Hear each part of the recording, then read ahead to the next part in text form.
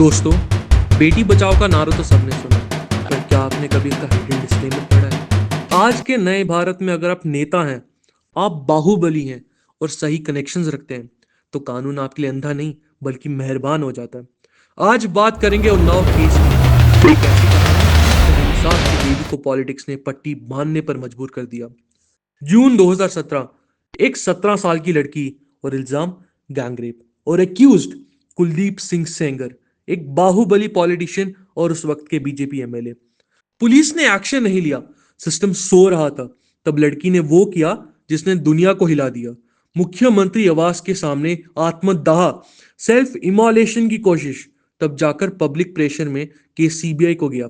2019 में कोर्ट ने सेंगर को रेप का दोषी पाया और उम्र कैद की सजा सुनाई। लेकिन दोस्तों, असली पावर प्ले तो अब शुरू होता है। अभी हाल ही में एक नया लॉजिक निकल कर आया। कहा गया कि वो एमएलए दरअसल पब्लिक सर्वेंट की कैटेगरी में नहीं आता, इसलिए पॉस्को एक्ट की वो कड़ी धाराएं उन पर फिट नहीं बैठती। और रिजल्ट, जो सजा उम्र कैद की होनी चाहिए थी, उसे सस्पेंड करने की बात हुई, क्योंकि उन्होंने 7 साल जेल में जो बिता लिए। सोचिए सोचिए, कन्विक्टेड रेपिस्ट के लिए सिस्टम अचानक इतना टेक्निकल और दयालु कैसे हो गया? जब बड़े नेताओं से इस बारे में पूछा जाता है तो वो हंसते हैं। उनकी हंसी में वो चीखें सुनाई नहीं देती जो एक विक्टिम ने झेली है। वही सिस्टम जो एक एक्टिविस्ट को सालों तक बिना ट्रायल जेल में रखता है, वही एक कन्विक्टेड रेपिस्ट के लिए रेड कारपेट बिछा रहा है। जब ग्लोबल एजेंसीज इंडिया को अनसेफ फॉर वुमेन कहती हैं, तो हमें गुस्सा आता है। हम ट्विटर पर ट्रेंड चलाते हैं, पर जब हमारे अंदर के ही रक्षक भक्षक बन जाए, तब हमारा खून क्यों नहीं खोलता? लेकिन दोस्तों, अभी उम्मीद की किरण बाकी है।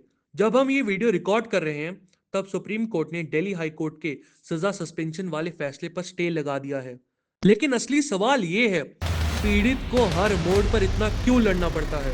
सवाल ये नहीं है कि किसी नेता को बेल मिल रही है या नहीं। सवाल ये है, क्या हमने इस अन्याय को नॉर्मल मान लिया है? हमारे शास्त्रों ने इस पर बहुत पहले ही चेतावनी दे दी थी। महाभारत कहता है, धर्मे नहीना पशु भी समाना। इसका मतलब सिर्फ इतना है, जो न्याय देखकर चुप रहते हैं, जो ताकतवर के सामने झुक जाते हैं, जो पीड़ित के साथ खड़े नहीं होते, वो सिर्फ जिंदा होते हैं, जिम्मेदार इंसान नहीं। आज बारी उस बेटी की थी, कल मेरी या आपकी बेटी की हो सकती है। अगर आज हम कॉकरोच की तरह कोने में दुबके रहे, तो याद रखिए, ये सिस्टम हमें कुचलने में एक सेकंड भी नहीं लगाएगा। आवाज उठाइए, क्योंकि खामोशी सिर्फ डर नहीं होती, खामोशी ही जुर्म को ताकत देती है। जय हिंद। इस वीडियो को शेयर कीजिए ताकि इंसाफ की आवाज दब ना सके।